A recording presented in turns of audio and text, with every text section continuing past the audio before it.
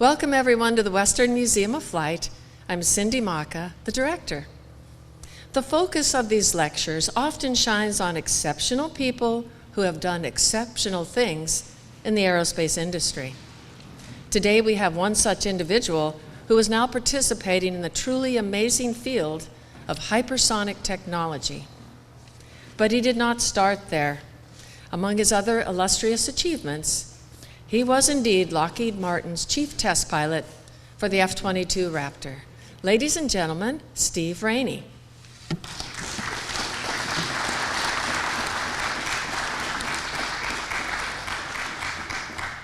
Thank you, Cindy. Can everybody hear me? Is this working? Okay. Thank you very much for letting me come and pontificate a little bit today about two of my favorite topics, the mighty F-22 Raptor, and perhaps the mightier Rock. So obviously two very incredible airplanes that are very different, very different from one another. What do they have in common? Unfortunately, they're both stuck with me. But the reason I bring that up is because by no skill, knowledge, or capability of my own, but by sheer luck and timing, I've managed to do something that a lot of test pilots haven't, especially fighter test pilots, and that is get on the ground on two programs, not just one, but two programs, pretty much from the ground floor and see them through a pretty long ways. I got on the F-22 program not during the demonstration validation phase when the YF-22 and YF-23 did their demos, but just right afterwards. So we had not completed the design of the F-22 yet. I was there for critical design review. I was at the system program office then, and then I got picked to go be the operations officer, which meant I got to chase Paul Metz on the first flight of the airplane, John Beasley on the second flight, and I was the fortunate guy to be the first Air Force pilot to fly it on its third flight, which was its first flight at Edwards Air Force Base. And then I retired as the commander of that unit in 2000, went on and did airlines for a few years during, well, right before and right through 9/11, and that was not a fun time. So I made my way back to Edwards Air Patch, and my buddy J.B. Brown, if you guys were here in November, he talked a little bit about F-22, so I'll try not to say the same things he did. But he got me back home on the program, and I spent 9.5 years as the Boeing guy working with him through the end of EMD and then post-EMD. And then when he left, I stayed another 9 years as the Lockheed Martin chief test pilot. And so really got the unique opportunity to see this airplane from before its birth, through its infancy, all the way through its initial test program, initial operational capability, modifications and upgrades since then, all the way through to its midlife now. And then I retired from Lockheed Martin last December 17th on a Friday and joined Stratolaunch on Monday, December the 20th. So rather unique airplane there, and we'll be talking about it in detail as well. And kind of my plan today was to let you know, as taxpayers, well, what's so great about the Raptor? Why do we have this airplane? And now, 25 years later, why are we still testing it? Why are we spending your money on an airplane that's 25 years old? And then give you a little bit of a history and the mission of what I currently do with Stratolaunch. And talk about that big airplane, the Scaled Composites M351 is its real name, or we affectionately call it Rock, and I'll tell you why later. And then show you some examples of flight test lessons learned that we have with Rock, and why that's a little bit different than something like the F-22. And then we'll talk a little bit about our real meat of Stratolaunch, which is the Talon program. The Talon is our hypersonic vehicle. We're maybe the first to do what we are attempting to do right now. And then I'll tell you a little bit about where we are today and take some questions. Okay? So I know it's a Saturday morning, and the best thing to do on a Saturday morning is to have a nice video to kick things off so you're not too bored. And I'll interrupt occasionally and kind of point out some things, but this is just kind of compilation of F-22 stuff.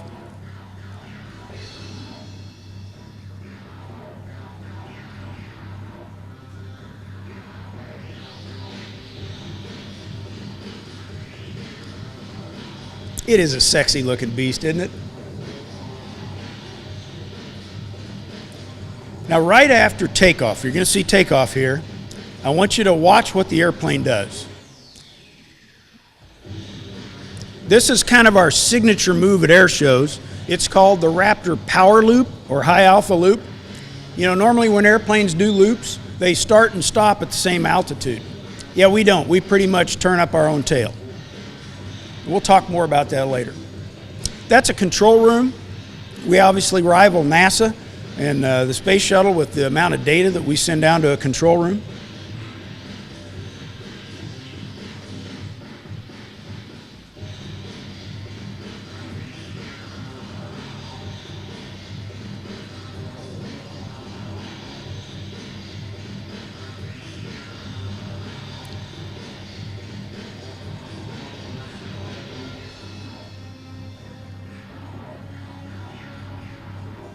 That's the first Super Cruise right there.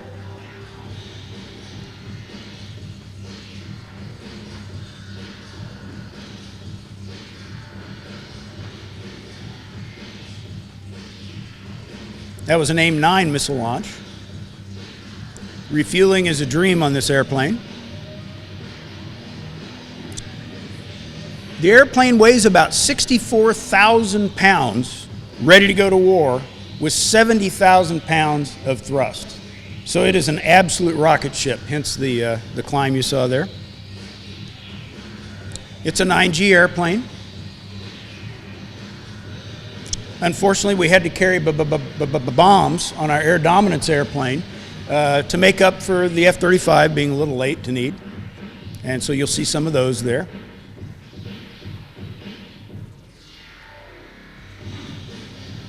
That's bombs.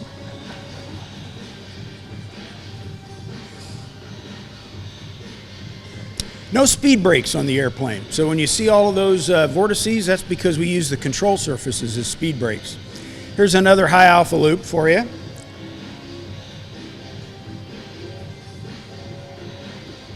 And then he goes into a pedal turn, which is completely controlled, but from the ground it looks like a flat spin.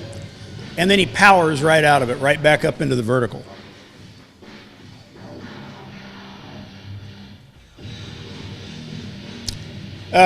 This guy's showing off here, low to the ground. That happens to be JB, if you heard him talk a couple of months ago.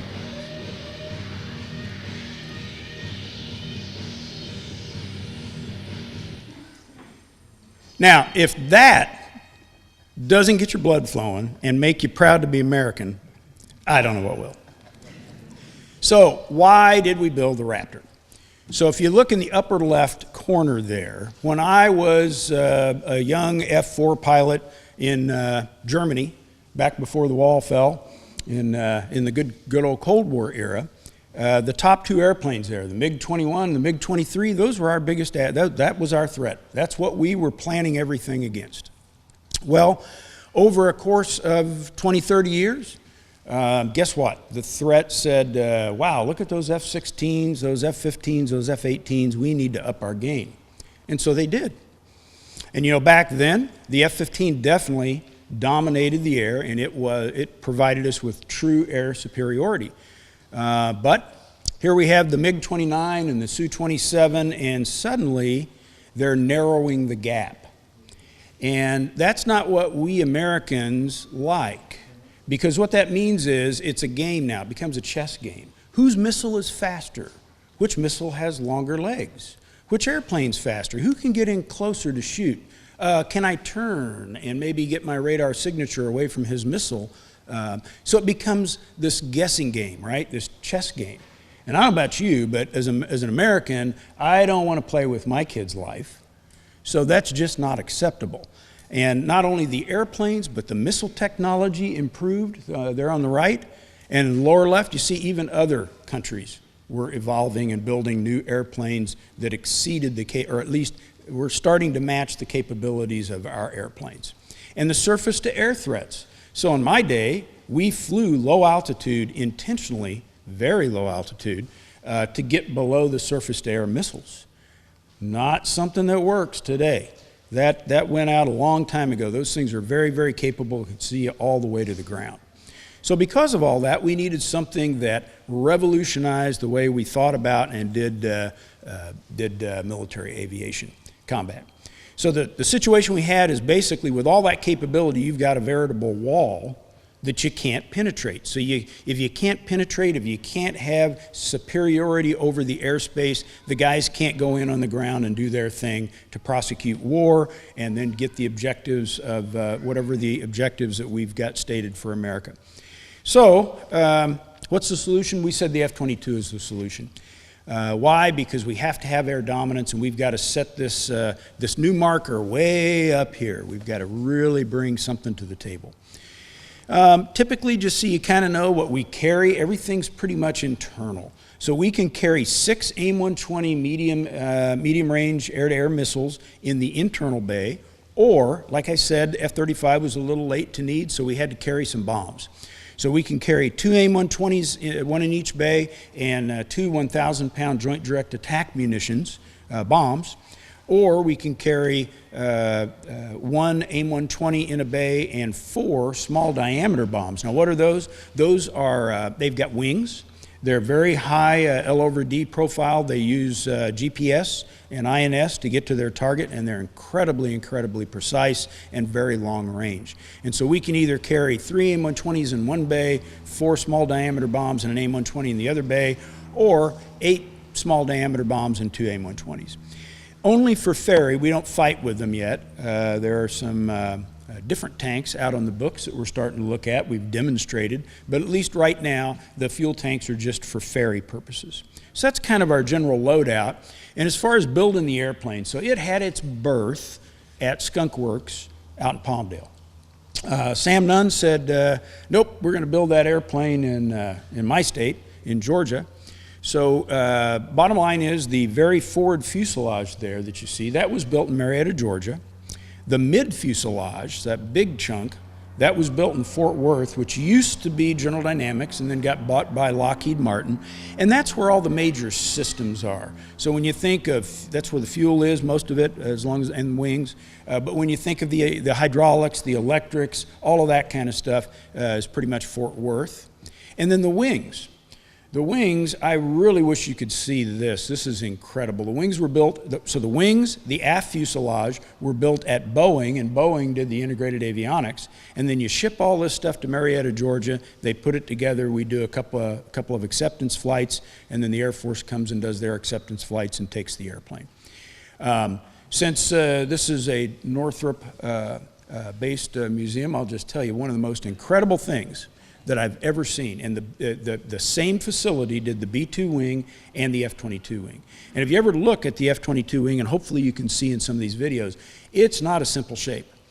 Much more complex than the YF-22 was, as is the B-2 wing. You've got some very complex curves there.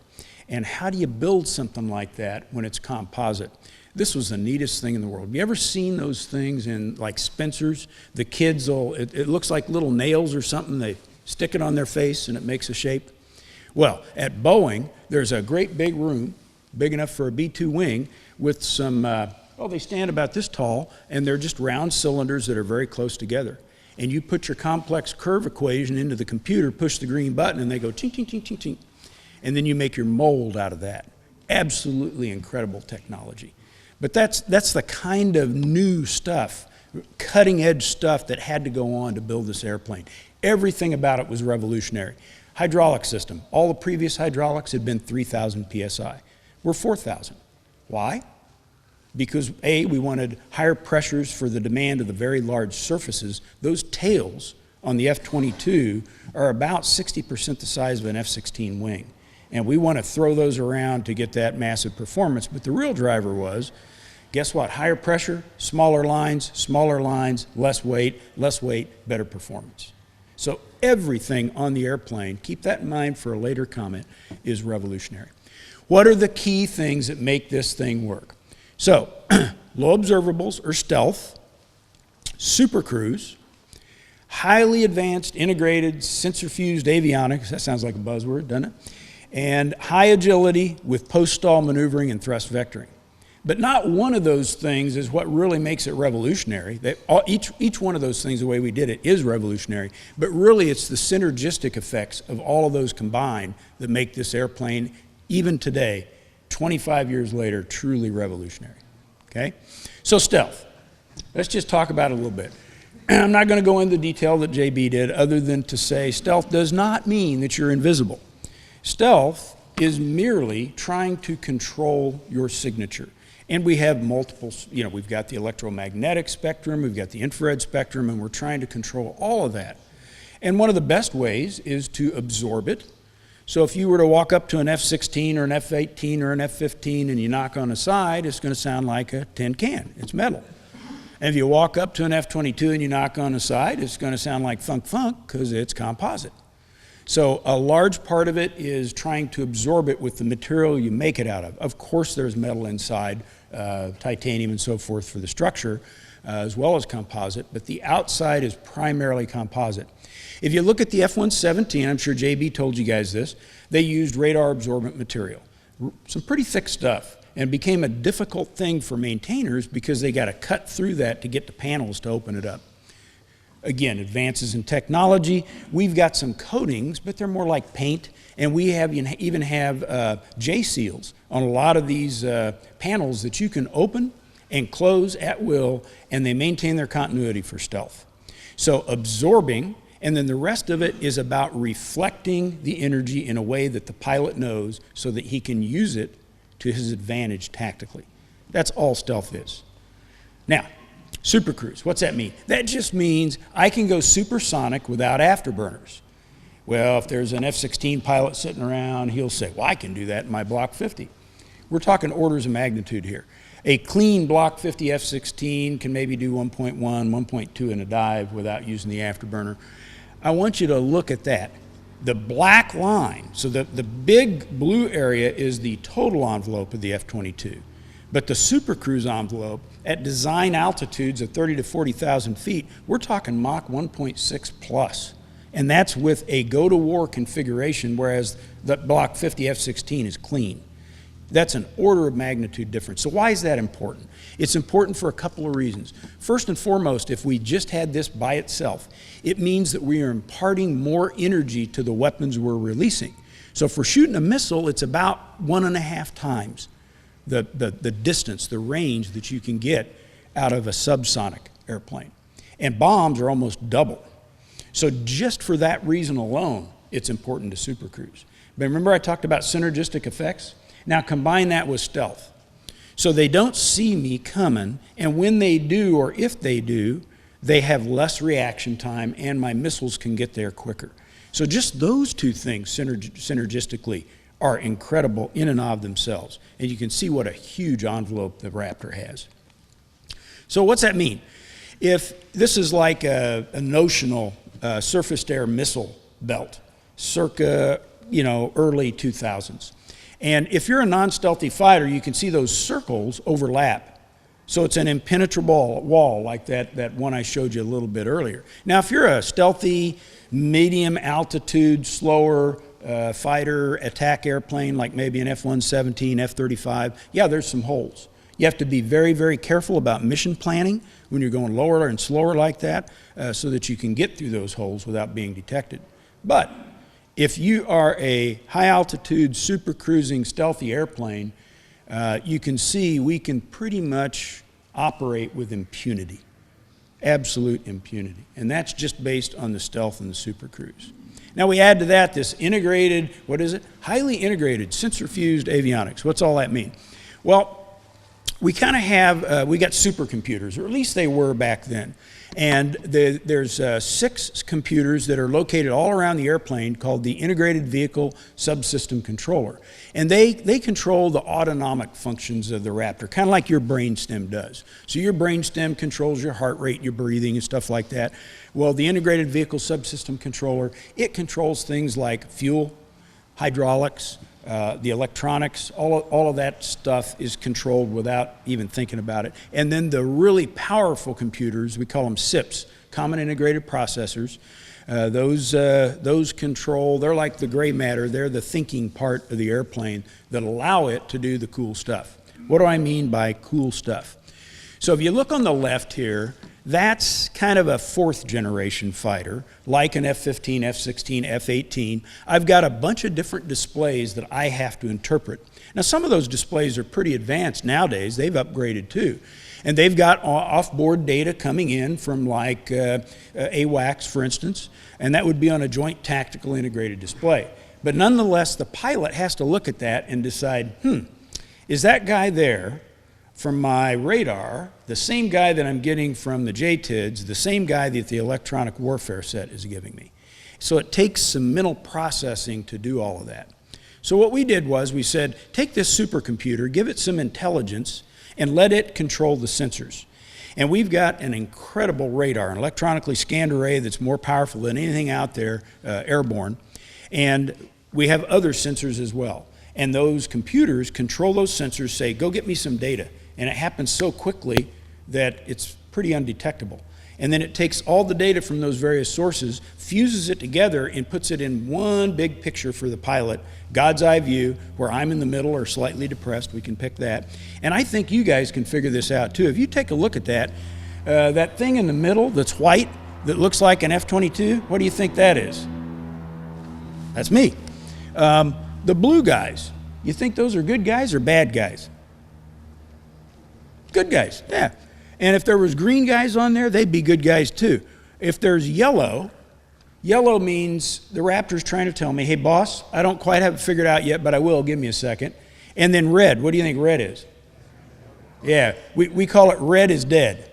And that's just how good it is. And through years of flag exercises all over the world, as well as combat, we've demonstrated that this is true. And so the bottom line is, if you're there, we'll know you're there. If you're there, we'll know what you are. And if we choose to let you survive and fly, you will. If we choose for you to die, you will die. And that should make you feel really good as an American. Now you combine that with super cruise and stealth, and what that means is they can't see me. I can launch further out. I can see them with all of this advanced avionics. I see them, I can shoot, and I can leave, and they'll die with, but at least they won't be tensed up, right? They won't know they're being shot. So all of those synergistic effects are absolutely incredible, make the airplane truly revolutionary. And if, let's just say we had a small contingent going in, small, maybe an 8-ship of Raptors going in, we didn't know, we get somebody across the world that's ruffling feathers, and then it blows up into something bigger, and you wind up being outnumbered. Well, we got tons of missiles with an 8-ship of Raptors, so we can probably do pretty darn well. By the way, that's what the office looks like. Very, very advanced.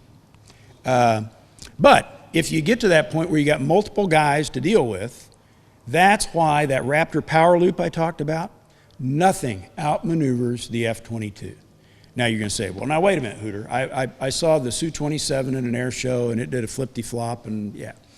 The difference is when it does Cobra maneuvers and those flip-de-flops, sideways flip-de-flops, you get a couple of trained company test pilots, as I understand, and they've got a fuel load that's not representative of combat. It doesn't have missiles on board, and he's got a switch to take control of the tails, and he basically puts it out of control and then recovers it. The Raptor is always in control, and on the second flight of the airplane in training, second flight, even a kid right out of pilot training does all of these maneuvers. That's part of his training on second flight. Now, knowing how to use that properly and not become a stray frag is a very important part of the training as well. But the bottom line is you have it, you have that capability, and it is real as opposed to some of the things you might see in the movies that aren't real. And that makes, all of that together makes the Raptor, like I said, truly revolutionary. Now, to get there, we got to test the thing, right? And what you do is you've got some predictions based on what you've designed. You take that, you turn it into a test program, you go test, and then you analyze that data and you compare the results against the predictions. Did it match? Did it not match? If it matched good enough, great, you can press on. If not, you update your model, you go do some more design work, then you do this iterative process. But you know, flight test, if anybody tells you that things are going to be perfect, they're lying, especially if you're doing cutting edge stuff. You're always going to find things. So I'm just giving you one example. This is one of many. I've got briefings that have 30 minutes of this stuff. But this is an example. I just showed you, you know, that high alpha loop. Well, there was a time when maybe we couldn't do it, maneuver with abandon like we do today. This was early in the test program. It was a coupled departure resistance test, 35,000 feet, 14,000 feet, foot-pounds of asymmetry. So we're testing that with a stabilized angle of attack of 22 degrees, and then the pilot puts in left roll, left rudder, waits a couple of seconds, and goes full forward stick. Nothing that a real pilot would do, but this is kind of a worst case scenario. And this is what happened. Now, when you hear this is highly, highly technical test pilot talk here. Don't want you to get confused. 3, 2, 1, now. Forward. Whoa. Yahoo. Yow. Oh. Highly technical test pilot talk there. But it obviously recovered. Now you're going to see the external view of that. Recovered. The external view is pretty exciting, a little bit more exciting than the HUD view. This is the external view. So he puts in his roll, and right about here he puts in his forward stick, and right there the airplane decides to depart controlled flight. Mr. Toad's Wild Ride. Looks great, right? Looks fun, but not something you want to happen on a routine basis. So what did we do? Well, we changed the control laws. The forward stick command was reduced for yaw rates greater than 10 degrees per second when you're less than 250 knots. Aft command was reduced as a function of yaw rate as well. And we haven't had any further problems as evidenced by watching the guys when you go out and watch the Raptor demo at an air show. And if you haven't seen that, has anybody seen it? If you haven't seen it, you owe it to yourself. Every American should go see that, because you are just, boy, you're going to walk away wanting to say the Pledge of Allegiance for sure. Okay, so anyway, that's just an example of what we find in flight test. But we've cured all of that, and the Raptor's ready to fly. So that's an AIM-120 launch from the center bay. This is an AIM-120 launch. Now, pilots don't really roll, but we do these worst case scenarios in flight test so that they can if they have to. This is under incredible G, shooting an AIM-9 heat-seeking missile. This is the gun. And no, that's like every 50 bullets. Now, I want you to recognize this. That first one, did you see one tank went away? I'm going to talk about that later. That's a joint direct attack munition. That is as well. I want you to watch this one. We're going to talk about that in a minute too. This just goes by too quick for me to do that. And then, of course, we have self-protective features on the airplane. So the couple things that I mentioned there. So the tank, the pilots, we all said, hey, we ought to look a little bit closer at the possibility of one of those tanks, because those are 600-gallon tanks. They're pretty heavy. Let's look at the possibility from a flying quality standpoint if only one comes off. And what did the engineers tell us? Oh, that's impossible. That's 1 billion to 1. Look what happened. So if pilots don't always believe engineers, it's not that we don't believe you, it's more of a trust but verify type situation, and that's why. The JDAM that you saw, did you notice in the bay, I know it went by really quick, but it kind of looked like the nose was pitching back up into the airplane? Yeah, we stopped flying. We stopped testing for that. And what we had to do was go back, and there's an item in front of the weapons bay that helps with the shock wave in the bay. And so it was kind of interacting with that on our first supersonic drop, and had that character. So we had to go back and relook at the model, update the model, and do several runs in that transonic, supersonic region to see if that was going to be a problem. And ultimately, it was decided, nope, no changes need to be made. There's no circumstance it'll come back and hit. But again, those are the kinds of, you're always going to find unknown unknowns in flight test. But the darn thing is just the most incredible airplane in the world. So you ask, then why are we still testing it, Hooter? Well, guess what? This is not a safe, pretty little world around here. The threat continues to grow. So the Russians have built what I call the Raptor ski, the Su-57 over there. Gee, I wonder where they got the idea for that. And the Chinese have built the J-20. And of course, systems and missiles and everything else is improving elsewhere around the world as well. So while we're still dominant, we want to stay dominant. And as much as I would love to promise you, who saw the second Top Gun? Top Gun Maverick, you know, that hypersonic vehicle that somehow Tom Cruise managed to eject out of and live. But anyway, we would love, and by the way, everything that I'm telling you, I'm no longer on the F-22 program, so this is not the Air Force, it's not Lockheed, it's not Boeing, it's just me, right?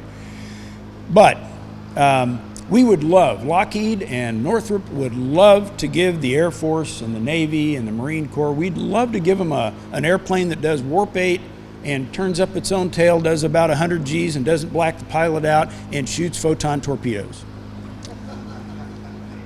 Which is kind of what the guys tell us they want. But we're not there yet. We're not there. So what will the sixth generation airplane look like? I don't know. I can't tell you. But there will be a next generation air dominance airplane, but it's not going to happen overnight, folks. It took us years to get the F-22 where it is today. So we have to not counter because we're still superior, we have to keep that bar way up here so we're not playing chess games as other nations come up with airplanes that try to counter the F-22. That's why we're spending your tax dollars to continue to modernize the F-22. Now, this is not current, but this is just to show you, this was years before I retired, and this is to show you that this is well thought out. It's well planned. We think ahead of time to put those programs and those dollars in place. And does it work? Yeah, it works. If you look at the building on the left, this is Operation Inherent Resolve. This is the Raptor in combat. Unfortunately, not shooting missiles. This is doing the bomb thing. But if you look, the building on the left is intact. It's the same building, just a different picture on the right. And in the one corner, you'll see one corner of the building is demolished. So yes, we can destroy what we need to destroy with absolute precision, so we don't have to worry about mom, dad, grandpa, grandma, and the kids at a school or a hospital. We're not going to destroy those. We're going to take out the bad guys. Okay? So is it working? Absolutely, it's working. And one thing I kind of want to leave you with, since we're talking about taxpayer dollars and so forth. When I was at the System Program Office, I worked with the entire test team, so a bunch of contractors that have built airplanes in the past, they know what they're doing. And we came up with an estimate of about 5,500 hours. This is before we ever built a Raptor. Well, many years later, we went through 3 program rephases while I was at the program office. What's a rephase? That means Congress comes along and says, you guys are looking pretty healthy. I'm going to take $200 million from your program this year. Oh, gee, you handled that last year just fine. I'm going to take $300 million this year. And what they fail to realize is that Mr. Lockheed, Mr. General Dynamics, Mr. Boeing, Mr. Northrop, they have to plan. They don't just hire somebody for the short term and say, hey, I want you to design this truly incredible widget for me, but when you're done, I'm going to lay you off. No, we want talent, and we want that talent to stay with the companies and do great things for America. And that means they have to move from program to program to program. And when you start messing with that, it results in increase in cost. Okay, so when we get hit with increases in cost, I counter them with because you meddled with us. And so a bunch of congressional staffers, when I was the commander of the unit, they came and they got a few briefings, and then they assigned me 3,700 hours and change. And I told you earlier, everything to include like hydraulics, electrics, every 270 volts. 270 volts, that hadn't been in an airplane before. Everything we were doing was revolutionary. In comparison, the F-18EF was being developed at the same time, Super Hornet. And it's a good airplane, but it is definitely a fourth generation airplane. And at the time, they didn't even have their new avionics. They were incorporating C model, old avionics. So what was their flight test program? Well, it's about a 30% bigger baby Hornet. So they're doing a flight sciences program only on a fourth generation airplane doing nothing revolutionary, and they had 4,300 hours assigned and nobody batted an eyelash. And they're telling us 3,700?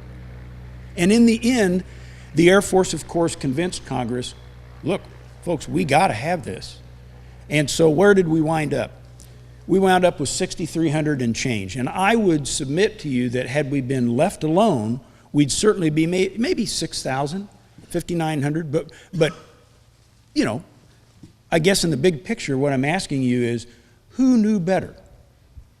Congress and their staffers, or flight test and engineering professionals?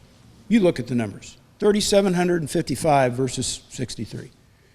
So it's, I guess, you know, if you went to buy a new car and you walk in and you see that shiny red sports car, Corvette, Porsche, Ferrari, Lamborghini, I want that. But you walk over and you look at, but the sticker price on that minivan, and I'm not hammering anybody who has a minivan, I'm just saying it's not the same thing. I want it at that price. Now, I could lie to you if I'm a car salesman and I say, tell you what, we're going to get you a red van and we're going to put a bigger engine in it, and you're going to walk, and we're going to sell it to you for that price. And then you're going to walk out the door and you're going to come back and say, well, boy, when I step on a pedal, it really hems and haws. Well, we need to update your suspension. Okay, we update the suspension, then you burn your tires out. Well, we need to put different tires. You know, the bottom line is, if you want a Ferrari, you got to pay for a Ferrari. And the companies, it's not like they're trying to soak the American public. I will tell you, when I was at the SPO, when we would do things, get ready for a program, there are these task sheets that the contractor must submit to the government. And it says to do this task, and it breaks it down to each individual, every task that has to be done. And so as a government representative looking out for your dollars, I'm looking and I'm saying, you know, it breaks it down into personnel costs, it breaks it down into developmental costs, and we look at that, and in some cases we say, you know, we are willing to take the risk that you're not going to have to redevelop this. It's going to work the first time on maybe a small piece. But there are other things that there's a lot of risk when you do something new and revolutionary, and we say, yeah, you're right, we need that extra development time in there. And manpower, we look at it from what is a reasonable price to pay an engineer to do something revolutionary for the first time. So that oversight is there. You need to know that, because I think your representatives maybe are not making you aware of that. That representation is there. And guess what? All the people at Lockheed and Boeing and Northrop Grumman, we're taxpayers too. They want the very best. So just keep that in mind. I think that's one of the biggest lessons learned that I got, and it's not just government. This happens in industry as well, in the commercial side of the house as well. Okay, but bottom line is, it's ready to fight. It's an awesome airplane. I absolutely loved it. It is my dream girl. It's my baby, and I put the fear of God in my replacement and told him, you take care of my baby. But now time to talk about a really big deal. So this is the Scaled Composites M351, or we affectionately call it the Rock. I'll explain that in a minute. This is a pretty picture A, and it kind of gives you the size of the airplane. This is the largest by wingspan airplane in the world. Largest by wingspan. And our sole job now is this Hypersonics. If you look in the middle, I know it's really hard. Those in the back may need to get binoculars. Can you see the little vehicle that's hanging off the wing, the center wing there? Yeah. And you may ask, why do we have such a giant airplane just to carry that little thing? And you're right. You're right. That is a mere blemish, a mere pimple on her hiney. She could care less about that little thing. but that's not what she was originally designed for. So a little bit of history. Paul Allen of Microsoft fame. Paul Allen, he and Burt Rutan worked together, and this was kind of his dream child. And the program was announced back in 2011. Took some time to roll the airplane out, and there were two United Airlines 747s that contributed many pieces and parts to this. And the airplane rolled out in 2017. And then Paul Allen's idea was, in fact, SpaceX was involved early on, but eventually it turned into Pegasus. So the idea was we're going to take off with a gigantic Pegasus rocket strapped in the middle, not that little hypersonic vehicle. So now maybe that gives you some idea why we needed such a big airplane. Designed for 1.3 million pounds. It's over 500,000 pounds just empty weight. Carry that Pegasus rocket up to the stratosphere, launch it, and it carries payload into low Earth orbit. That was the original concept. Well, Paul Allen unfortunately passed away in 2018. As I understand it, the family decided that they would fund first flight. So first flight was in 2019. And then they were kind of done with that business. And the company assets were purchased by Cerberus Capital Management. They own a lot of things out there, a lot of big companies. And we changed the mission. Now, Stratolaunch had already started thinking about and working on hypersonic vehicles, but that became, and I think it's kind of like, well, you already got SpaceX, you have other contractors out there doing this job. Are we going to be able to compete in that world? Here's an edge that we know people are not doing. And if you look at it, so the Air Force has done lots of hypersonics research, but what do they do it with? It's basically a missile, folks. It's a missile. And missiles are very small, so you don't have a lot of room to put test articles in, and it's very short duration, and it goes into the water. So you better hope that telemeter data works, because if it doesn't, you got nothing out of it. So what we are going to provide is a vehicle that's big enough for you to put all types of equipment in to be tested at hypersonic speeds, fly at sustained hypersonic speeds for longer durations, and then recover, land the airplane at Vandenberg Air Force Base. So not only do you get your telemetry data, you'll have onboard data, which is generally higher quality and higher data rate, and guess what? You get your parts and pieces back to check them out. So that's really the new mission of Stratolaunch. And in fact, if you go to our website, it looks something like this. Stratolaunch accelerates access to the hypersonic environment. And why do we do this in flight test rather than just say, hey, you know, we can do this and we've got models and simulations to show that? For exactly that reason. We've got repeatable profiles, we've got vehicles that'll be recoverable so that you can get your equipment back, and ultimately this will lead to spiral development where we ultimately would like to do, it's a stated goal for our company, we want to get into air-breathing hypersonics, and that will be the real key. And that could be the focus of a whole nother talk, to talk about air turbo ramjets and scramjet engines. That's a whole nother field, but we want to get into that as well. Baby steps. You crawl before you walk, before you run, and if we're able to do this, we'll be the first. And if it were easy, everybody would be doing it. So do we expect problems? Of course we expect problems. So what's the first step in all this? It's to test this thing. It's to test the carrier airplane. You can see it's big. It's gigantic. In fact, for the pilots here, it's 114 feet from the left edge of the left gear to the right edge of the right gear truck. So you can imagine doing the math. What's that? I don't know. I'm not good with math in public, but I think on a 200-foot ride runway, that's something like 42, 43 feet. We have almost zero error margin when landing the airplane. So landing the airplane can be quite the emotional event, especially if you got any turbulence or winds coming along. So big airplane. Why do we call it rock? Well, there's a legendary bird of prey in the Middle East called the rock, and it was a bird of prey that was big enough that could pick up an elephant. So we affectionately call our carrier aircraft the rock. Like I said, it is the largest airplane. It was by wingspan. It was designed to be 1.3 million. It's over half a million pounds empty. Many of the pieces and parts were taken from a 747. The cockpit is very 747-ish. The seats, obviously we have 6 engines though, not 4. The landing gear is 747. The flap actuators. So I was telling Roy about this earlier. See, I've got my crowd over here that's going to throw rotten tomatoes at me and keep me straight if I say something wrong. But we used 747 landing gear door actuators for the flaps. Well, what's that mean? Landing gear actuators only have 2 positions, open and closed, as do our flaps, 0 or 70. So I was telling these guys, you know, I've got a straight wing Cessna 180 at home with a STOL kit on it, and if I throw the 40 flaps down and walk in the hangar and blow on it, it's likely to fly.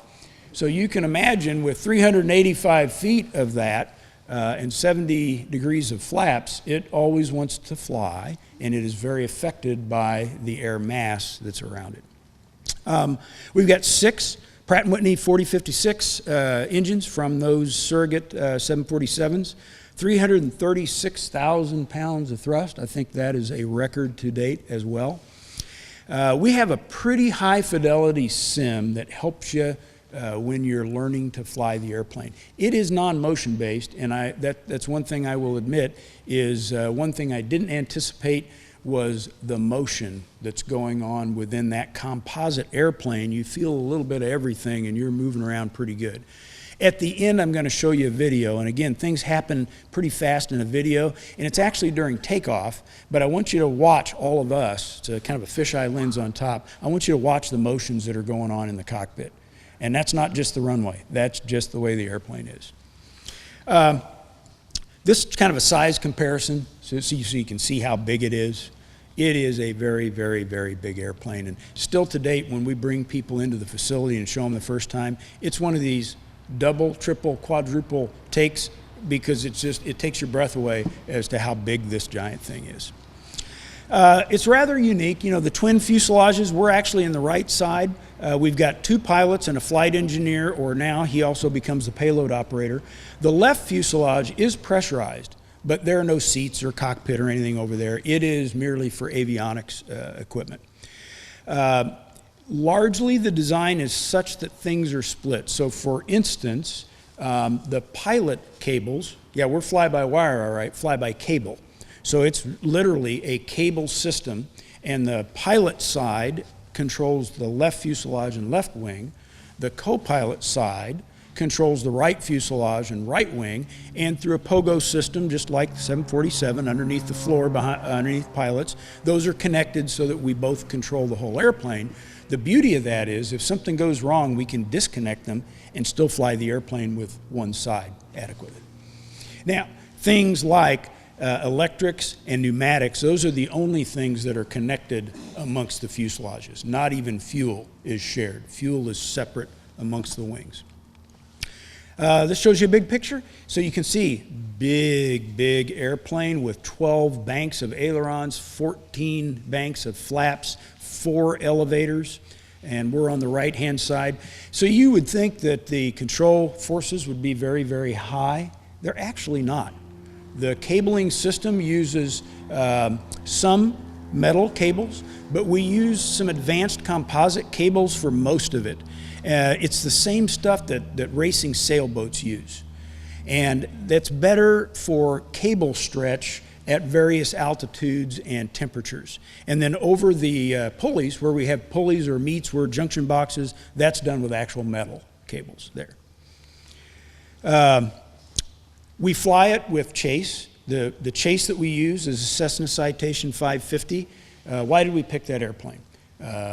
It is a straight wing jet. It doesn't go real fast. It matches kind of the performance capabilities of the Rock really, really well. It's a cheap airplane to operate, and for the pilots, the windows come back further than most biz jets, so it makes it a much better chase airplane. And we've got 9 flights to date that I'll talk a little bit more about. We've cleared about half of the Rock envelope, but enough to go drop a Talon. Some unique flying qualities. So because of the distance between those fuselages, it is very, very critical on takeoff and landing that those fuselages are pointed exactly straight down the runway. Any deviation more than a few degrees, and guess what? You're going to go four-wheeling with the rock and not something we want to experiment with. So very, very important that you keep it straight down the runway. And we've got some tools to help us do that. We've got a roll autopilot that we haven't fully tested. It was merely designed so that when we drop Talon, that we could perhaps engage this thing and keep it within the beta limits that we wanted for the release. It turns out we probably won't need it, and it's really low on our priority list in terms of getting things done. There is a pretty large yaw moment of inertia. You can guess, just looking at it, with low dihedral, there's lots of adverse yaw. So you put the aileron in and you're going to get adverse yaw. If you step on the pedal, the opposite's going to be true. So there is a great interaction between roll and yaw in this airplane. So we have to keep the beta down by controlling that yaw, stepping on the pedal, but it's not what you would think. So initially you have to step on pedal in the direction of the turn, but if you're not quick to take it out and step opposite pedal, you'll get yaw the other direction. Why is that? Because we've got a fairly lightly damped Dutch roll mode. And that Dutch roll mode is pretty obvious. It's very controllable. It's so slow, it's not that big a deal, but will it affect you on final? Of course it will, of course. And then we also have a spiral mode. Spiral mode is where, if you're not familiar with that, if you're not a pilot, it's where you go into a bank, and despite the fact that you're trying to roll out or keep that bank, it wants to continue to increase bank. So that is evident at about 15 degrees of bank and becomes pretty nasty at 30 degrees of bank. So our knock-it-off limit's 35, and we do all of our envelope expansion turns at 30 degrees. So not quite as dynamic as the Raptor, but certainly a challenge to fly. So during landing, since I told you it's kind of an emotional event, what's the pilot got to do? Obviously a two-man airplane, and so one thing we have found is the engines are fairly stable and you don't have to move them that much, but when it's important, it's important. And it is very easy to get fixated on, say, pitch, or where I am in reference to my black line, or what is the crab angle of the airplane, and you don't want to do that. So we've offloaded some of that in that the pilot not flying, the co-pilot, he controls the throttle. So when we get on final, we give him the throttle, and we actually have this thing, we call it Sir Blocky. It's a piece of wood that we made that we can jam in the throttles, and now you don't have to worry about accidentally. With 6 throttles, you can imagine your hand, you might push one engine asymmetrically, or 2 engines. So we put Blocky in there to make sure we get nice symmetric thrust. And so the pilot has to worry about his aim point. We don't have a HUD, so it's back to good old Cessna 180. The spot that's not moving on the windscreen is my flight path marker. That's where I'm going. You got to worry about where I am on the runway. I need to land on that black line, because if I'm more than 40 feet either way, I'm four-wheeling in the rock, and there's the end of the company probably. Crab angle is obviously key, because not only do I have to be lined up and within that space, but I've got to keep it straight. And we have some tools to help us do that. So pitch angle, normally flying around, we're at about, it depends on the speed, we're at a very low pitch angle. And we've got basically from about 0 to 6 degrees to land this airplane. So Air Force airplanes have this thing, we call it a angle of attack indexer. Well, we stole that and we use it for pitch angle. And in fact, after Flight 5, I changed it so that it gives us a little bit more feedback. It used to just go off when we hit like 4 degrees. And so now I have it graduating, doing some flashing of the upper chevron, and when you get within a degree of hitting the tail, the whole thing's gonna flash at you. And then we've got some lights across right in front of the pilot and co-pilot. We call it the crabometer. And it is very sensitive. We set in the actual runway heading. So for instance, runway 30 at Mojave is actually 303, so we set that in, and the crabometer has various lights to tell us deviation from 303 degrees. So we line up on the black line, we make sure that we got 303 set, we use bank angles, we're always a wing low airplane, we don't want to have any crab at all, and we make sure we land with no lights on the crabometer, and if you get one, you're probably going around, or at least you got your hands full correcting that situation. Okay? So, challenge, kind of fun for a test pilot. And I've been there early enough to get a lot of the envelope expansion. In fact, I got there in time for third flight. So third flight, I was actually the ops supervisor in the control room. I chased fourth flight, and then I flew as co-pilot on fifth flight and sixth flight. I flew as pilot in command on seventh flight and eighth flight, and I was the mission director in the control room for ninth flight, which just happened, and we had a new pilot, Dave Fedors from NASA fame, if you know Dave, and that was his first flight in the airplane. So why do we flight test? Because things are not going to go as expected, like you saw with Raptor. Same is true for us. A little bit different bent, though, that I'm going to give you on this one. I'm going to give you an example. So they had not raised the landing gear on first flight or second flight. And on third flight, remember we crawl before we walk, before we run. We mechanized it so that everything would stay down except the mid-main gear. So the main gear has 3 trucks, and we were going to move the mid one and just check that one out, okay? And so I got there in time for that. Fourth flight then was raising all of the landing gear. That was one of the major objectives of the flight. Well, we found some problems. So I'd like to show you, this is flight 3. Watch the gear door, especially the one on the right. Do you see how it's shaking really bad? Yeah, it's shaking really, really bad. And when you look at the data, and this is what actually happened in flight. Knock it off, knock it off. Chase, knock it off, and yes, we saw flutter.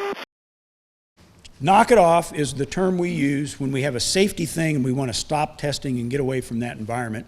And so the airplane called knock it off, Chase called knock it off, and they said we saw flutter, meaning the door.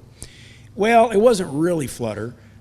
One of the lessons learned here, if you look at the data on the right, it certainly looks like explosive flutter, doesn't it? Who doesn't know what flutter is? Am I speaking Greek to somebody? So flutter is when you get to the natural frequency of something and it will not dampen itself. It continues to increase in amplitude, and with airplanes you don't want that because that means wings will break and fall off and do bad things. So we were afraid that this gear door was fluttering and that it was going to come off the airplane, and if you look at the data, it kind of looks like that. Well, it's really, really important that when you instrument your airplane, that you make sure you give it enough boundary that you actually see the design limit load and not saturate it. We actually saturated the sensor here is all this is. Did we have an issue? Yeah, we had an issue, but it was not flutter. It wasn't anywhere near the design limit load. We saturated the thing. So, what did we do? We did come close to a structural dynamic frequency. We found out that the right door was lightly damped, and in a picture later I'll kind of show you there's some struts for the doors, and one of them is straight and the other one is connected with a mechanism so that you have one to open the whole thing, very 747-ish. And so that means one is going to have more damping than the other one. One is stiffer than the other. And so bottom line is you've got an excitation frequency and you got the natural frequency of the airplane, and if those two meet, that's the red part in the middle, that's a bad thing. We've had that happen to airplanes before. On the F-117, there was a flutter incident. On the 707, there have been 2 tail flutter incidents where the tail of the vertical tail of the airplane fluttered off the airplane. Bad stuff, don't want it to happen. So what can we do about this? We wanted to determine what's causing it. So we kind of looked at it and we said, wow, look at that frequency. The frequency itself is, the frequency content is staying about the same, but the amplitude is decreasing. So what is the cause and the effect? Is it the bay pressure? Is it the shaking, the vibrating that's going on? And when you look at it, because the frequency content stays the same, we pretty much determined that the vibrations themselves were causing the pressure fluctuation, not the other way around. So how can we maybe fix that? So some things we also thought were contributing was vortex shedding. So we had this gurney flap, as you see there. It's a big piece of flat metal sticking out there. And we had the door stop structure to stop when the door came up. And we thought that that was probably generating a vortex, some shedding of some vortex in there that would also cause a lot of that vibration. So let's get rid of that. And the idea here was let's attack multiple things rather than really nail it down. Now, if you're talking about an F-22 or an F-35 or something where little bits of weight make a big difference in performance, you're going to really dig into the details. You're going to find the exact problem. You're going to go model it, wind tunnel it, and fix it, and it's going to take a while. Remember what I said? This is designed as a 1.3 million pound airplane. Do you think we care about the aerodynamics of this little? No, of course not. So let's try and solve it using multiple approaches so we can minimize the flight test required. We just want it to work, right? So some multiple paths here was let's change the gurney flap and put some perforations in the gurney flap so that it can go through. And then we designed a door damper solution that we said we probably don't need that. This gurney flap's probably going to take care of the problem. So pursue parallel paths, and as any flight test program, we're going to go in a build-up fashion, right? We did that. And we wanted to make sure that we changed our instrumentation. So we put better instrumentation on so it wouldn't get saturated. We'd actually be able to see problems that arise. And here's what happened. This is 39 days later. Remember I told you on a program like F-22, this take a long time? I'm talking like a year, not 39 days, okay? Here's what happened. Watch the door. Is it still shaking? Yeah, it's still shaking. And what's worse is, after they closed the door, we got more vibration, much more vibration. So it didn't necessarily work, and now the thought is, well, we had a thought that there was some resonance, cavity resonance going on, because you see when we took this from the 747 had a strut door, and essentially that whole bay got closed up. But it's a different system on our airplane, it's a different fuselage, it's composite, there's different room available, and we're going at slower speeds. So the thought was that wouldn't be needed. So there's a big open bay there, and the thought was there's some cavity resonance going on, and you can see the white squiggly lines are from the previous flight that we thought we had a problem with. The blue squiggly lines are the flight where we thought we fixed the problem. Yeah, not so. So if we look at it, here's kind of what I'm trying to point out. If you see right here, is that pointer showing? That's the gear door. So you can see there's a great big cavity here. And if there's a cavity, there's a chance for pressure resonance to go on. And the upper left corner, that's flight 4.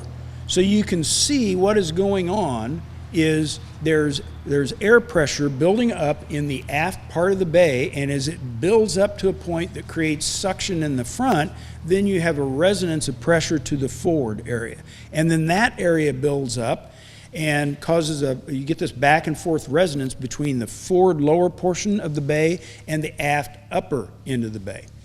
So again, cause and effect, let's go try and fix this by multiple, again, this is a big airplane. We just want to get it fixed. In the big scheme of things, we don't care which thing fixes it. So what did we do? We extended the gear doors. So if you look at the upper left-hand picture, the green portion, that didn't used to be there. It was a big cavity. So we extended those. And then part of this is flow.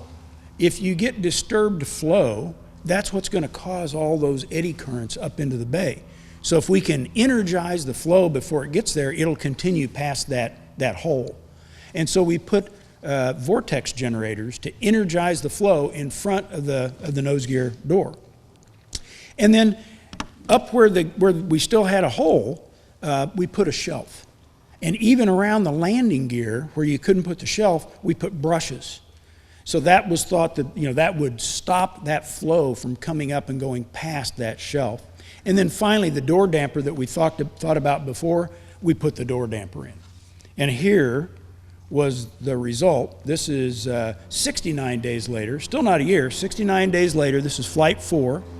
And by the way, we were so confident we added the center wing pylon that we were going to eventually carry Talon on. And here's what happened. No vibration. Close the door. No vibration. And when you look at the data traces, Sure enough, the white stuff is this flight. We took care of the problem, absolutely. It was, to me, just incredible that in that short a period of time, a young, and I'm talking a young millennial crew of engineers, comes up with this solution, puts it in the airplane. We go out and flight test it in a nice incremental fashion and find that it worked. And sure enough, we came back and said, it flies great, buy 10,000, works great. So it worked. That's an example, though, of you're always going to have unknown unknowns creep up in flight test. It is just a fact of life, folks. It's the way it is, and I don't care if it's a fighter, a heavy, some experimental airplane like this, a passenger-carrying airplane. Every airplane's going to experience this. So this was my last flight in October, Flight 8. It was the first flight, captive carry with the Talon. You can see it on there, like I mentioned before. It's really just a blemish to Rock. She just really could care less, and that's what we found out. It has no effect on the flying qualities, no perceptible effect on the flying qualities of Rock whatsoever that we could tell, even in the data. So what is this Talon thing we're talking about? Well, there it is. There's the vehicle. And its whole point, it is that Mach 5 plus, if you don't know, that's kind of the definition of hypersonics. You get some change in the way airflow happens when you go from subsonic to supersonic, and again when you go from supersonic to hypersonic. So kind of the Mach 5 is generally accepted as the hypersonic region.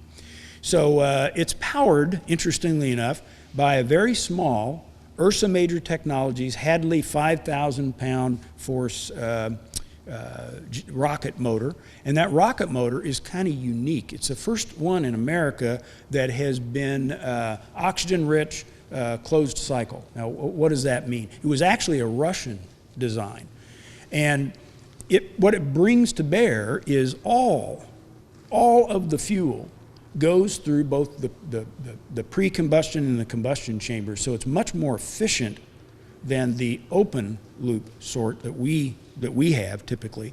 However, it is more challenging from an engineering perspective because in that pre-burn stage, it goes through a turbine after that.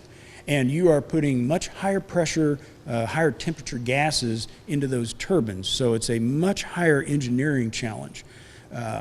But really, really incredible idea. And then this whole vehicle is going to come back and land on its own at Vandenberg Air Force Base, or now Vandenberg Space Force Base. That's what it looks like. That's the tiny, tiny motor that's going to propel this thing all the way past Mach 5. So really incredible technologies. Remember I kept talking about revolutionary things in Raptor land. Well, we're doing some pretty revolutionary stuff here at Stratolaunch. This has not been done before. This is the first of a vehicle like this that can be reusable and get data for multiple paying customers. So where are we? First flight was back in 2019, and what did they focus on? It was airworthiness, obvious first flight stuff, and landing gear flying qualities, landing flying qualities. In 2021, they flew Flight 2.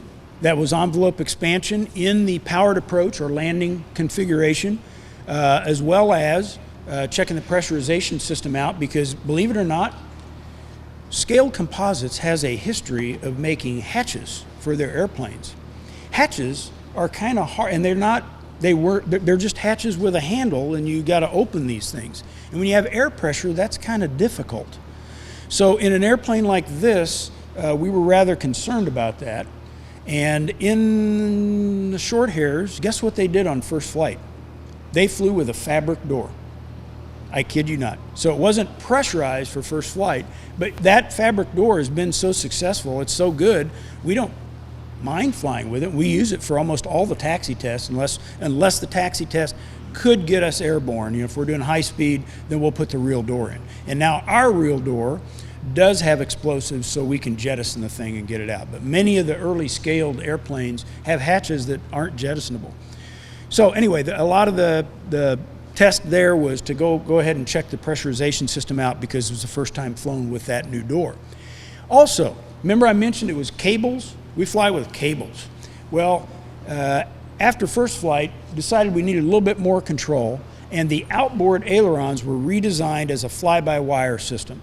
So we do have outboard ailerons with fly-by-wires, and that was the first flight with those. The fourth flight was when we retracted all of the landing gear and had that problem that I showed you. Fifth flight was when we fixed that. And we also flew with the pylon for the first time and did, again, more envelope expansion. Sixth flight, more envelope expansion. Seventh flight, more envelope expansion. That was our first flight to get up to 27,000 feet and 185 knots. And I flew the first inboard flap only approach and landing. Someday soon we'll do a no flap approach and landing. They just did the envelope expansion for that on this last flight. And then eighth flight, my last flight was in October, and like I said, that was the first captive carry of the Talon vehicle. And what did we do? We did envelope expansion, and we specifically looked at what if we have to jettison this thing. Now, it's a little thing, it's a pimple, I already told you. Well, but it doesn't have fuel, it doesn't have liquid oxygen and Jet A in it yet. When you get those dangerous things in there, and it didn't have the flight control battery, which is a lithium battery, those have a history of thermal runaway. So if we were to have thermal runaway and this thing catches on fire, we don't want it to be catastrophic to the carrier airplane and us, our pink bodies. So we got to be able to jettison.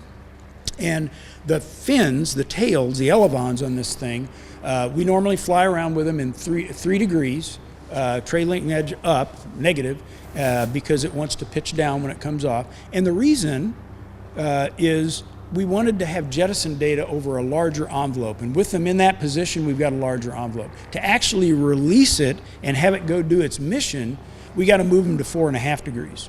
So on flight 8, we flew around with them in the jettison position, and we got a bunch of aero data that we can now match to our models. And then on flight 9, they did it with it in the release position.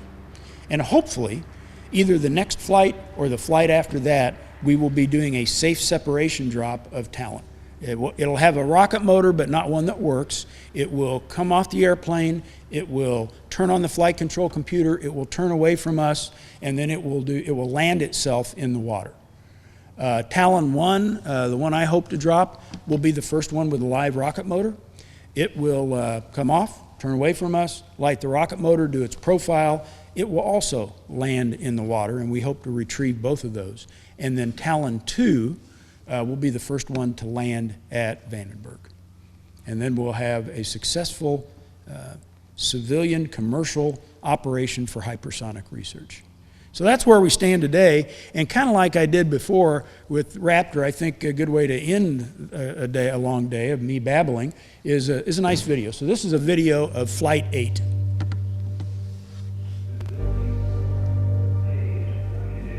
Visibility 4. Haze. Sky condition clear below 12,000. Temperature 10 Celsius. Dew point -16 Celsius. Altimeter. Control. By the way, we can't taxi this thing. We've got to be towed out to the runway and towed back in. Talon AVI battery on. IAF server. It's on. Camera server. It's on. It's working well. Taxi tests are limited to the runway. Runway 30. 01 Super Heavy, contact support. Have a good flight. Watch this. Watch how we're shaking around. All the time. Whole flight. Particularly when the gear and flaps are down.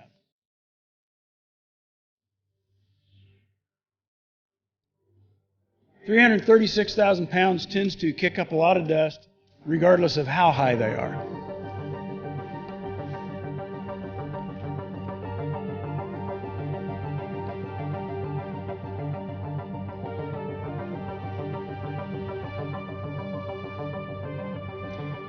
The kind of maneuvers we're doing are some pull-up pushovers, steady heading side slips, bank to banks, area turns.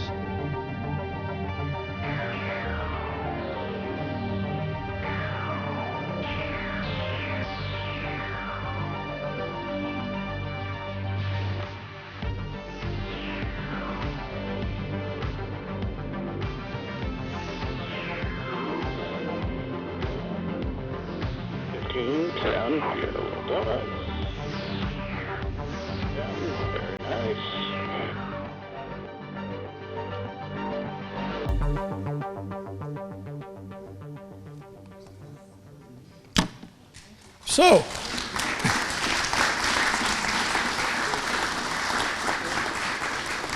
thank you for your attention. I think I went longer than I intended to, but I get really excited about these two airplanes. Do I have time, Cindy, to answer some questions? Okay. Yes, sir. So the question is, it looks like it was built for a bigger payload, and yes, it was. Remember, the Pegasus rocket was what it was originally intended to do. Don't know. We have, like I said, we have. There were plans at one point in time, concepts to put multiple Talons on a much larger pylon. Don't know. Maybe. We've got the idea of air breathing. Who knows what size that will turn out to be. We certainly have the capability to carry a much larger vehicle. Crawl before you walk, before you run. Yes, sir. So, launch condition for Talon. Where we would like to get someday is perhaps up at 32,000 feet and, 170 to 180 knots. We originally planned for 27,000 feet and 170 knot keys, and we are accepting 22.5 and 170 keys. That'll be where we start. Obviously, the lower you go, folks, the lower and slower you go, the more work Talon has to do to get to hypersonic speeds. So that's why it's kind of a compromise and an engineering judgment thing there. I'm not sure who was next. Yes, sir. So Talon after is bang. Very good question. So the question was, is Talon, when it goes to land at Vandenberg, is it autonomous or not? And yes, it is. We do not, the control room has data coming back, but there's no uplink, downlink thing. It is, it's got a vehicle management computer that is flying a profile, and that profile will take it all the way to landing and stopping at Vandenberg. Yes, sir? No. So the test airplanes, for test purposes, we do want to go out and we do test at lateral CGs, like that one, the 14,000 foot-pounds. Yeah, we did that because we drove the fuel in a particular direction. So in the test airplanes, a couple of them, we can drive fuel, but that is not an operational thing. And I think that's the beauty, is on second flight of the airplane, and it could care less. You can have a full-up Raptor, or you can be just above bingo fuel and do all of those maneuvers that you saw. So. Oh yeah, it's just that the Hadley rocket, most of our rockets are open loop in that some of the propellant makes it through the pre-burner and the burner, and it's a little bit easier to control, but it's less fuel efficient. The closed loop system, all of the fuel and some of the oxidizer goes into both the pre-burner and the burner. So it's much more fuel efficient. You can get higher thrust out of it, but it's more of an engineering challenge because you're going to get higher temperatures and higher pressures into the turbine blades. So. Yes, sir.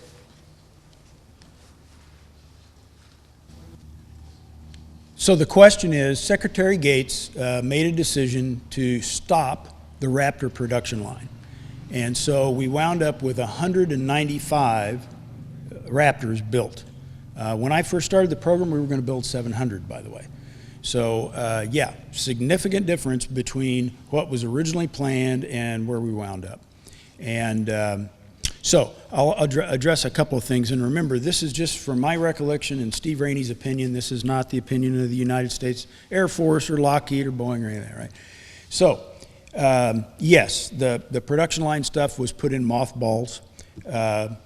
Could it be regenerated? Well, it could. It would be a pretty considerable cost to do that. When you look at the challenges, and I'm not the guy to talk to about this, but there were challenges when they moved Skunk Works from Burbank to Palmdale. And now the guy that is doing the tooling, it may be very well tooled and automated, but some widget that he's building for the F-117 became a very different animal now because his tooling is set up slightly differently. So could it be done? Of course it could be done. I think probably the Air Force made the decision, I don't know this for a fact, I think the Air Force made the decision that the money would be better spent put into whatever the next generation fighter is going to be, the replacement for the F-22.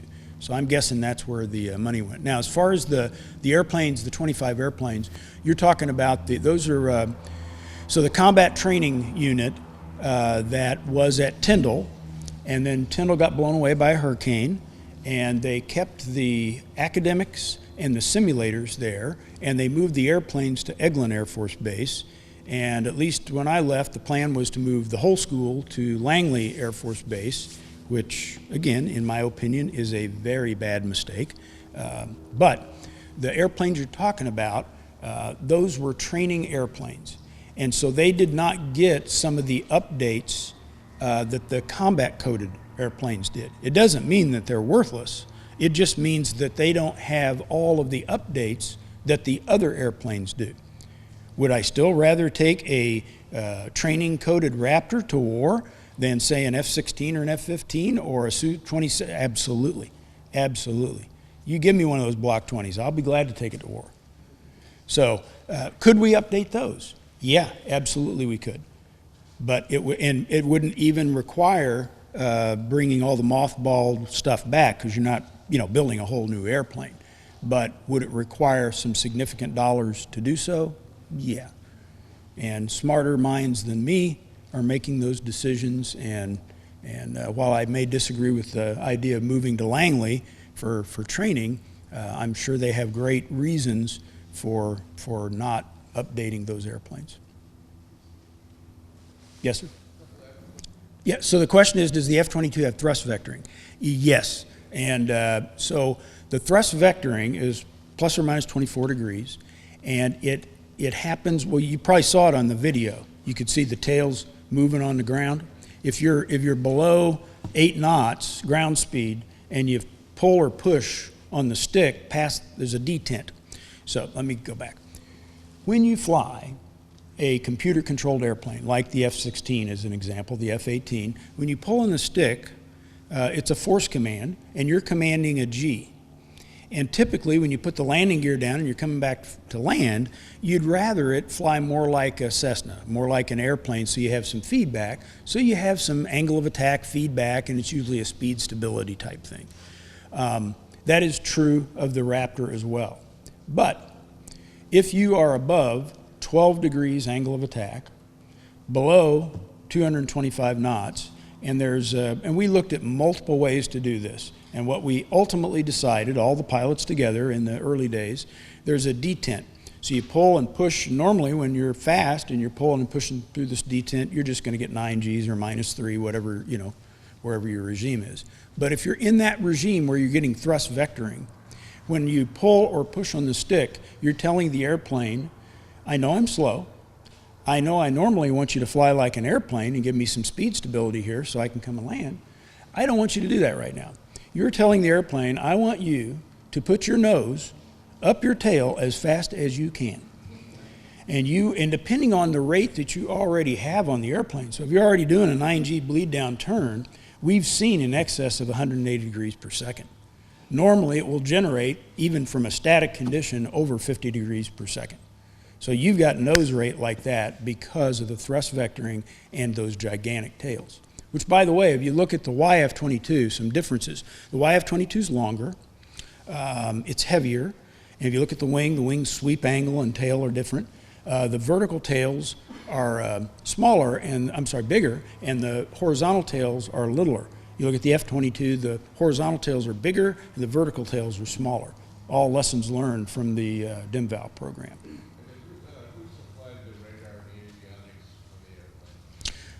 So that is, so Raytheon does the radar, but then Boeing does the avionics integration, and we have various vendors for different portions of that, of the avionics.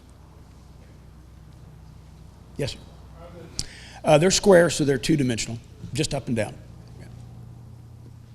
Yes? F-22 or Stratolaunch? Stratolaunch? Okay, up until this last flight, our longest flight had been 5.2 hours. That encompasses about 8 hours in the cockpit.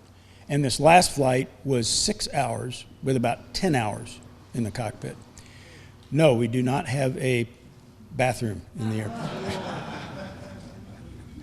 I'll stick around for a while, by the way, if there's any other questions. But I want to thank you all for letting me pontificate about my two babies. I've been tremendously lucky as a test pilot, and I've really enjoyed the opportunity to fly both of these birds. So thanks, and have a great day.